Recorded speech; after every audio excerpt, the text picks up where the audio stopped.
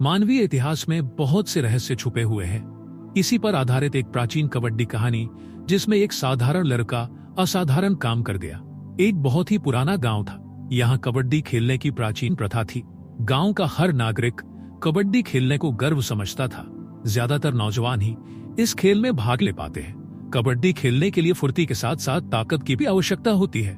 इस गांव में हर घर से कम एक सदस्य कबड्डी में जरूर हिस्सा लेता है, और जिस घर में कबड्डी खेलने वाले नहीं होते उन्हें हीन भावना से देखा जाता है। बल्कि यूं कहे कि इस गांव में कबड्डी को मर्दानगी का सबूत माना जाता था। गांव में दीनू नाम का एक लड़का रहता था, जो शरीर से बहुत दुर्बल दिखाई देता था। उसकी रुचि संगीत में थी।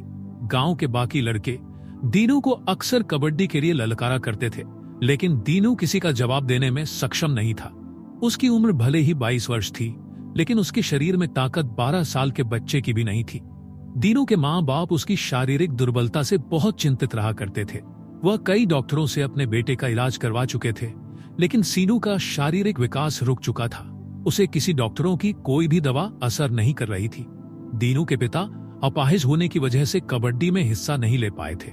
दीनू के पापा को उम्मीद थी कि उनका बेटा उनके परिवार का नाम रोशन करेगा, लेकिन दीनू कबड्डी खेलने में असमर्थ है। गांव के लोगों के तानों से दीनू परेशान रहने लगता है। वह अपने पिता से भी कुछ नहीं कह पाता, क्योंकि वह जानता है कि कमी उसी के अंदर है। एक दिन वह हताश होकर जंगल के रास्ते गांव से बाहर निकल जाता है, और पूरा एक दिन सफर करने के बाद एक गुफा पहुंच जाता है। गुफा चारों तरफ से पेड़ पौधों से ढकी होती है। गुफा रहस्यमयी लग रही होती है। दीनू गुफा के अंदर डरते हुए प्रवेश करता है। अंदर पहुंचते ही दीनू को एक इंसान का कंकाल पड़ा दिखाई देता है। वह कंकाल को देखते ही घबरा जाता है। दीनू हिम्मत करके आगे बढ़ता है। अचानक उसका पैर फिसल जाता है और वह पानी के कुएं में जा गिरता है। कुएं में गिरते ही दीनू के शरीर में बहुत तेज जलन होने लगती है, और धीरे धीरे उसके शारीरिक आंतरिक बदलाव होने लगते हैं। दीनू का शरीर फौलाद की तरह मजबूत हो जाता है। दीनू फुर्ती के साथ कुएं से बाहर निकलता है और गुफा के चारों तरफ चक्कर लगाता है। कुएं के पानी के प्रभाव से दीनू बदल चुका था। उसके अंदर आत्मविश्वास आ चुका था।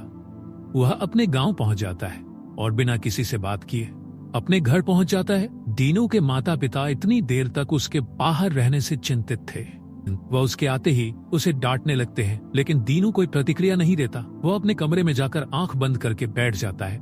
दीनू के माता पिता उसकी इस अजीब हरकत से सोच में पड़ जाते हैं, लेकिन वह उसके व्यवहार को नजरअंदाज करके उसके लिए खाना लाते हैं। दीनू खाना खाने के लिए मना कर देता है। दीनू की माँ उससे पूछती है, क्या तुमने बाहर कुछ खा लिया है? लेकिन सीनू कहता है, मुझे आप लोग अकेला छोड़ दीजिए, मुझे अभी किसी से बात नहीं करना। अगली सुबह दीनू की माँ उसे बाजार से सब्जी लाने को कहती है। माँ की बात सुनते ही वह बाजार चला जाता है, लेकिन बाजार में गांव के कुछ उपद्रवी लड़के उसे परेशान करने लगते हैं। लेकिन दीनू अब बदल चुका था। दीनू उन लड़कों को चेतावनी देता है, लेकिन जब वह नहीं मानते हैं तो वह उन्हें जोरदार ताकत का नमूना दिखाते हुए घायल कर देता है। दीनू की ताकत देखकर सभी लड़के भाग खड़े होते हैं। दीनू को लड़ते देख बाजार में कई लोगों को ताज्जुब होता है। दीनू जब अपने घर पहुंचता है तो उसके घर में कई लोगों की भीड़ जमा हो जाती है। दरअसल जिन लोगों को दीनू ने मारा था वह दीनू की शिकायत लेकर उसके घर पहुंचे होते हैं, लेकिन दीनू के पिता को यकीन नहीं होता कि दीनू ने चारों को अकेले मारा है। दीनू के आते ही उसके पिता उससे पूछते हैं कि क्या तुमने इन चारों को मारा? दीनू हाँ करते हुए सिर हिलाता है। दीनू के पिता अंदर ही अंदर खुश हो जाते हैं, क्योंकि वह अपने बच्चे के अंदर कबड्डी का खिलाड़ी देख रहे थे। अगर दीनू इन चारों को अकेले मार सकता है तो वह कबड्डी खेलने में भी सक्षम है। दीनू के पिता उन चारों लड़कों से हाथ जोड़कर माफी मांगते हैं और दीनू को डांटकर घर के अंदर ले जाते हैं। कमरे के अंदर पहुंचते ही वह अपने बेटे को गले लगा लेते हैं और कहते हैं, बेटा तेरे अंदर इतना साहस कहां से आया? क्या तू कबड्डी प्रतियोगिता में हिस्सा लेगा? दीनू अपने पिता की खुशी देखकर मना नहीं कर पाता और कबड्डी खेलने के लिए तैयार हो जाता है। गांव के सभी लोगों में कबड्डी को लेकर उत्साह बना हुआ था।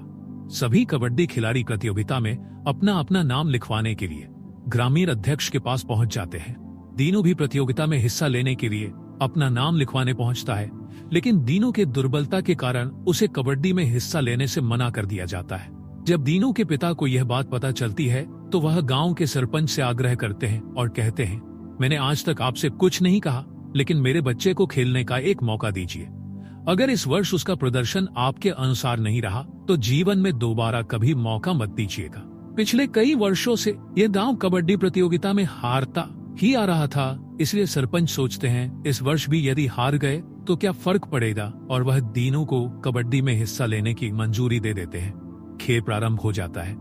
दीनू कबड्डी खेलने के लिए बेताब रहता है, लेकिन सीनू की टीम का कप्तान उसे खेलने का मौका नहीं देता। कुछ घंटे के खेल के बाद ही दीनू के टीम की हालत बुरी हो चुकी होती है, लगभग वह हारने ही वाले होते हैं। तभी सीनू जबरदस्ती अपनी टीम की तरफ से खेलने आ जाता है और पहली ही बार में प्रतिद्वंदी टीम के 5 खिलाड़ियों को बाहर कर देता है। दीनू का पहला ही आक्रमण देख गांव की जनता तालियां बजाने लगती है। अगली पारी में विरोधी टीम का खिलाड़ी दीनू की तरफ कबड्डी कबड्डी कबड्डी बोलते हुए आता है, लेकिन दीनू उसे बाएं हाथ से पकड़कर हवा में उछालकर दूसरी तरफ फेंक देता है। दीनू की ताकत के सामने विरोधी टीम के सारे खिलाड़ी हार मान लेते हैं। दीनू की टीम कबड्डी प्रतियोगिता में विजेता बन जाती है। दीनू के पिता उसके खेल के प्रदर्शन को देखकर गर्व महसूस कर रहे होते हैं। सारे गांव में जीत का जश्न मनाया जाता है। रहस्यमयी गुफा की शक्तियों की वजह से दीनू ने अपने गांव का सम्मान वापस दिला दिया था, लेकिन वह अभी भी अपने बदलाव से अनजान था। इसी के साथ यह रहस्यमयी कहानी खत्म हो जाती है।